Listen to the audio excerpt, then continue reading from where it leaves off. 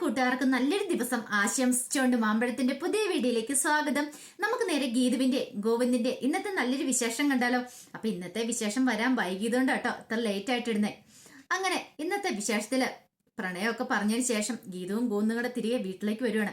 ഈ സമയത്ത് ഗോവിന്ദ് ഒരു ഉമ്മ ചോദിച്ചു. അങ്ങനെ ഗീതു ഒരു ഉമ്മ കൊടുക്കാനായിട്ട് അങ്ങ് തുടങ്ങുവാണ്. അങ്ങനെ കാറ് സൈഡ് ഒതുക്കി നിർത്തിയിരിക്കുകയാണ്. അങ്ങനെ ഉമ്മ കൊടുക്കാൻ തുടങ്ങിയപ്പോഴത്തേനും പെട്ടെന്ന് ഗീതു പിന്മാറി. എന്താ പറ്റിയെന്ന് ചോദിക്കേ. ആൾക്കാരൊക്കെ ഉണ്ട്, അവരൊക്കെ നോക്കുന്നു, എനിക്ക് ആ പണം നാണം വരുവാന്ന് പറയണേ.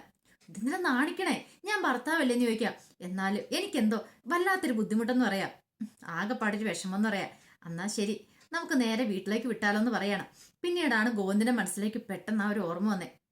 അല്ല, എന്താ കണ്ണേട്ടാ, എന്താ ആലോചിക്കണേന്ന് ചോദിക്കുക. ഒന്നുമില്ല, ഒരു കാര്യം ഉണ്ടെന്ന് പറയണം. പിന്നീട് നേരെ ഒരു പൂക്കടയുടെ മുന്നിലേക്ക് കൊണ്ടേ വണ്ടി അങ്ങോട്ട് നിർത്തുവാണ്. എന്താ കണ്ണേട്ടാ ഇവിടെ നിർത്തിയത്?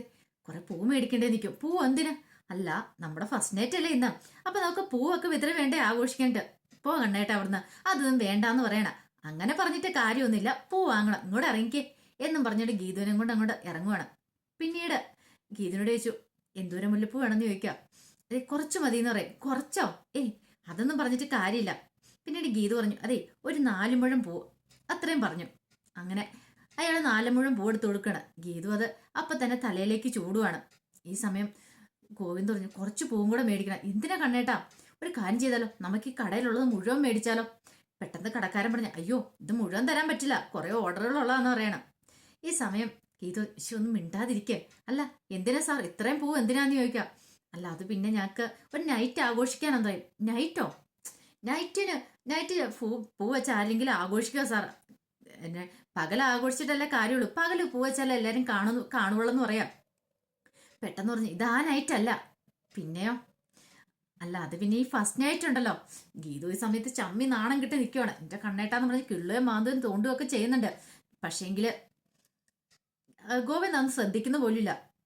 അങ്ങനെ വരട്ടെ, അതിനിപ്പം ആവശ്യമുള്ളത്രയും പൂ തരാന്ന് പറയണേ. അല്ല, വലിയ വലിയ പാർട്ടീസൊക്കെ ഇപ്പോഴേ ഈവന്റ് മാനേജ്മെന്റിനെ അതൊക്കെ ഏൽപ്പിക്കണേന്ന് പറയാം, റൂമൊക്കെ അലങ്കരിക്കാനായിട്ട്. അങ്ങനെയാണോ? അതെനിക്കറിയില്ലായിരുന്നു.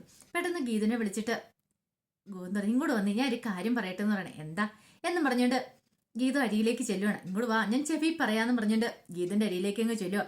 പെട്ടെന്ന് ഈ മുല്ലപ്പൂവിന്റെ സ്മെല്ല് അത് ഗോവിന്ദിന്റെ മൂക്കിലേക്ക് അടിച്ചതും ഗോവിന്ദന് പെട്ടെന്ന് എന്തോ പെട്ടെന്ന് ഈ മണം മൂക്കിലേക്ക് വന്നപ്പം ഗോവിന്ദന് ഗീതുവിനെ ഒന്ന് ഉമ്മ വെക്കാൻ തോന്നി. കണ്ണേട്ട, ഇത് നടു റോഡാണ്, ഇതെന്ത് പരിപാടി കാണിക്കുന്നത്, മാറാൻ പറയണം. പിന്നീട് ഞാൻ നിന്നോടൊരു കാര്യം പറയാൻ വന്ന, അത് പിന്നെ എന്താന്ന് പറ. പിന്നീട് വീണ്ടും ഗോവിന്ദ് എല്ലുവാണ്. അപ്പോഴും അതേ സെയിം അവസ്ഥ തന്നെ. അവസാനം ഗീത പറഞ്ഞു, വേണ്ട, ഇവിടെ നിന്ന് അങ്ങോട്ട് പറഞ്ഞാൽ മതി, എനിക്ക് ചെവി കേൾക്കാന്ന് പറയണം. അതെ, ഞാൻ പറയാൻ വന്നേ, നമുക്കന്ന് ഇവന്റ് മാനേജ്മെന്റ് ഏൽപ്പിച്ചാലോ, നമ്മുടെ ഫസ്റ്റ് നൈറ്റിന്റെ അലങ്കാരമൊക്കെ. ഇതേ കണ്ണേട്ടൻ എന്ത് പറ്റിയെന്ന് ചോദിക്കാം. ഈ സമയം പൂക്കാരൻ ചില പൂ വേണ്ടേന്ന് ചോദിക്കും. വേണ്ട, പൂ വേണ്ടാന്ന് പറയാം എന്നും പറഞ്ഞിട്ട് ഗീതേനെയും കൊണ്ട് നേരെ വണ്ടിയിലേക്ക് കയറുവാണ്. കണ്ണേട്ടൻ ഇത് എന്ത് ഭാവിച്ചാ? ഈവന്റ് മാനേജ്മെന്റിനെ ഏൽപ്പിക്കണം, നല്ല കാര്യമായിപ്പോയി. അവരങ്ങോട്ട് വന്നു കഴിയുമ്പം അവിടെ എന്താ സംഭവിക്കാൻ പോകുന്ന അറിയാലോ. ഇനിയിപ്പൊ ആദ്യരാത്രി എന്ന് പറയും മിക്കവാറും നമ്മുടെ മരണരാത്രി ആയിരിക്കും. രാധികാമ്മ എങ്ങാനും ഇത് അറിഞ്ഞിട്ടുണ്ടെങ്കിൽ എന്താ സംഭവിക്കാൻ പോകുന്ന അറിയാലോ. പെട്ടെന്ന് ഗോവിന്ദ് പറഞ്ഞു, എന്തൊക്കെയാണ് ശരി, ഞാൻ ഈവന്റ് മാനേജ്മെന്റിൽ വിളിക്കാൻ പോവാന്ന് പറഞ്ഞു ഗോവിന്ദ് ഫോൺ എടുത്തു. പെട്ടെന്ന് ഗീതു പറഞ്ഞു, വേണ്ട, വിളിക്കണ്ടെന്ന് പറയണം. പക്ഷേങ്കില് ഗോവിന്ദ് വിളിക്കുകയാണ്. ഗോവിന്ദ് വിളിക്കുന്ന അജാസിനെയാണ്. പെട്ടെന്ന് അജാസിനെ ചോദിച്ചു, ഞാൻ പറയുന്ന കാര്യങ്ങളൊക്കെ ചെയ്തോന്ന് ചോദിക്കുകയാണ്.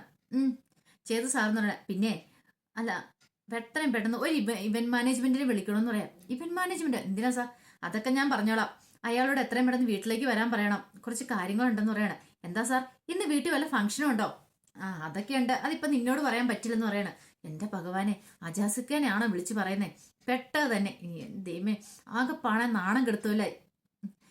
പെട്ടെന്ന് ഗോവിന്ദ്, നീ എന്തിനാ ഇങ്ങനെ നാണിക്കുന്നേ? ദൈവമേ, ഫസ്റ്റ് നൈറ്റ് ആണെന്നുള്ള കാര്യം ലോകത്തുള്ള എല്ലാ മനുഷ്യന്മാരെ അറിയിക്കുള്ളൂ എന്ന് പറയാം. അതിനെന്തിനാ നാണിക്കണേ? നാണിക്കേണ്ട കാര്യമൊന്നുമില്ല. എന്നാലും ഇല്ല. ഈ തമിഴ്നാട്ടിലൊക്കെ ശാന്തി മുഹൂർത്തം എന്ന് പറയുന്നൊരു കാര്യമുണ്ട്. അത് അവർ മുഹൂർത്തം വരെ കുറിപ്പിച്ചിട്ട് ആ പെണ്ണെ ചെറുക്കനെ മുറിയിലേക്ക് കയറ്റി വിടുന്നേ. അവിടെ ഒന്നും ഈ നാണക്കേടൊന്നും ഇല്ല. പിന്നെ അത് നീ നാണിക്കണം എന്തിനാ? എന്നാലും എനിക്ക് വയ്യാന്ന് പറയണ. ഈ സമയം ഗോവിന്ദ് പറഞ്ഞു, അതെ, നാണിക്കേണ്ട കാര്യമൊന്നും ഇല്ല എന്ന് പറയണ. പക്ഷെ ഗീതുവിന് എന്തോ ഒരു ചമ്മല്. പിന്നീട് ഗോവിന്ദ് പറഞ്ഞു, ശരി, എന്നാ നമുക്ക് വീട്ടിലേക്ക് വിട്ടാലോ. അങ്ങനെ അങ്ങ് പോവാണ്. അപ്പൊ ഗീതുവിന്റെ കയ്യിലേക്ക് പെട്ടെന്ന് ഗോവിന്ദ് കൈയെടുത്ത് പിടിക്കുന്നുണ്ട്. അങ്ങനെ രണ്ടുപേരും കൈ കോർത്ത് പിടിച്ചു പോണ സമയത്താണ് ഗീതുവിന്റെ ഫോണിലേക്ക് വിജയലക്ഷ്മി വിളിച്ചുകൊണ്ടിരിക്കുന്നത്. നോക്കിക്കഴിഞ്ഞപ്പോഴത്തേനും അമ്മയെ വിളിക്കുന്നത്. ദൈവമേ, ഇപ്പൊ കോൾ എടുക്കാനും പറ്റില്ല, കണ്ണേണ്ടി ഇനി എന്ത് വിചാരിക്കും? കോൾ എടുക്കാതെ പെട്ടെന്ന് അങ്ങോട്ട് കട്ട് ചെയ്തു കിട്ടും. ആരാ ഗീതു? അല്ല അത് പിന്നെ ഫ്രണ്ട് അവർണികയാന്ന് പറയണം. ഓ അവർണികയാണോ? അല്ല എന്താ വിളിച്ച അറിയത്തില്ല. ഞാൻ മെസ്സേജ് ഒന്ന് അയക്കാം. തിരക്കില്ലാന്നും പറഞ്ഞ് മെസ്സേജ് അയക്കട്ടെ, കണ്ണേട്ടനോടൊപ്പം എന്ന് പറയട്ടെ. അല്ല നീ അയച്ചോളം പറയണം. അതെങ്ങനെ അയക്കും? എന്റെ വലത് കൈ തന്നാലല്ലേ എനിക്ക് മെസ്സേജ് ടൈപ്പ് ചെയ്യാൻ പറ്റുള്ളൂ. കാരണം വലത് കൈയിൽ ഗോന്ത് പിടിച്ചിരിക്കുകയാണ്, കൈ വിടുന്നേ ഉണ്ടായിരുന്നില്ല. പിന്നീട് ഗീത് പതുക്കെ ആ കൈയും കൂടെ വലിച്ചെടുത്തു. വിജയലക്ഷ്മിക്ക് മെസ്സേജ് ടൈപ്പ് ചെയ്യുവാണ്. ഈ സമയം വിജയലക്ഷ്മി വല്ലാത്ത ടെൻഷനില്ല. ഇവൾക്ക് ഇത് എന്ത് പറ്റി? വിളിച്ചിട്ടാണെങ്കിൽ കോള് കട്ട് ചെയ്ത് വിട്ടു. എത്ര സമയം വിളിച്ചിട്ടോ ഒന്ന് കിട്ടുമെങ്കിലും ചെയ്ത്. അപ്പോഴും മെസ്സേജ് വന്നേ, അതേ ഞങ്ങളെ രണ്ടുപേരും പ്രശ്നങ്ങളൊക്കെ പറഞ്ഞു തീർത്ത് ഒന്നായി, ഞങ്ങളൊരു പുതിയ ജീവിതം തുടങ്ങിക്കഴിഞ്ഞെന്നും പറഞ്ഞു. ഇത് കേട്ടതും വിജയലക്ഷ്മിക്ക് എന്തെന്നില്ലാത്ത സന്തോഷം. പെട്ടെന്ന് കോന്നിച്ചല്ല അവനേക്ക് മെസ്സേജ് അയച്ച് കഴിഞ്ഞില്ലേന്ന് ചോദിക്കും. അയച്ചു. അല്ല റിപ്ലൈ വന്നില്ലേ? ഇല്ല റിപ്ലൈ വന്നില്ല, ഇപ്പൊ തന്നെ വരൂന്ന് പറയാം. ഈ സമയം വിജയലക്ഷ്മി പറഞ്ഞു കൊള്ളാം എന്ന് പറഞ്ഞിട്ട് വിജയലക്ഷ്മി ഭയങ്കര സന്തോഷമായിരുന്നു. അങ്ങനെ ഒരു സ്മൈലിയും ഇട്ട് കൊടുക്കുകയാണ്. പെട്ടെന്ന് തന്നെ ഗീതു അടുത്ത മെസ്സേജ് അയച്ചു. ഇത് വായിച്ചു കഴിയുമ്പത്തേനും വിജയലക്ഷ്മി ആഹാ ഇപ്പൊ അങ്ങനെയല്ലേ, ഒന്ന് പോതള്ളേന്നും പറഞ്ഞുകൊണ്ടായിരുന്നു മെസ്സേജ് അയച്ചേ. ഈ സമയം ഗീതുവിന് ചിരി വന്നു. കാരണം അമ്മയെന്ന് പറഞ്ഞിട്ട് വിജയലക്ഷ്മിനെ അങ്ങനെയാണല്ലോ ഗീതു കാണുന്നേ. പിന്നീട് ഗോവിന്ദിച്ച് എന്താ തന്നെ ചിരിക്കണേ? ഒന്നുമില്ല, അവന്റെ എന്തേലും വളിപ്പ് മെസ്സേജ് അയച്ചോ? അങ്ങനെയൊന്നും അയച്ചില്ല എന്ന് പറയാ. ഈ സമയത്ത് വിജയലക്ഷ്മി എന്ത് ചെയ്യുക, നേരെ രഞ്ജുവിനെ വിളിക്കുകയാണ്. രഞ്ജുവിനെ വിളിച്ചിട്ട് പറഞ്ഞു, നീ അല്ലേ പറഞ്ഞേ ഗോവിന്ദും ഗീതും കൂടെ അടിച്ചു പിരിഞ്ഞ പോയേ നിന്ന് രണ്ടുപേരും രണ്ടു വഴിക്കാന്ന്? അതേ അമ്മേ, അങ്ങനെ എവിടുന്ന് പോയത്? എന്നാൽ അവർ അടിച്ചു പിരിഞ്ഞിട്ടൊന്നുമില്ല. പിന്നെ അവർ രണ്ടുപേരും ഒന്നായെന്ന് പറയണം. ഒന്നായോ? അതെന്താ അങ്ങനെ? അതൊക്കെ ഇനി ഇടയ്ക്ക് സംഭവിച്ചു. എനിക്ക് ഗീതു മെസ്സേജ് അയച്ചിട്ടുണ്ടായിരുന്നു, അവർ രണ്ടും ഒന്നായി. ആഹാ അതൊരു സന്തോഷ വാർത്തയാണല്ലോ. എങ്കിൽ ഇത് പെട്ടെന്ന് തന്നെ എല്ലാവരെയും അറിയിക്കണമെന്ന് പറയാം. വേണ്ട വേണ്ട, നീ എടുത്തി അടിയൊന്നും ചെയ്യുമൊന്നും വേണ്ട. അതെ ഗോവിന്ദൻ ഗീതും കൂടെ ഒന്ന് ആ കാര്യങ്ങൾ പറയണം. അല്ല അമ്മ ഒരു കാര്യം ചെയ്യുക, അന്ന് അമ്മയും കൂടെ ഇങ്ങോട്ട് വരാൻ പറയണം. ഞാനെന്തിനാ വരുന്നേ?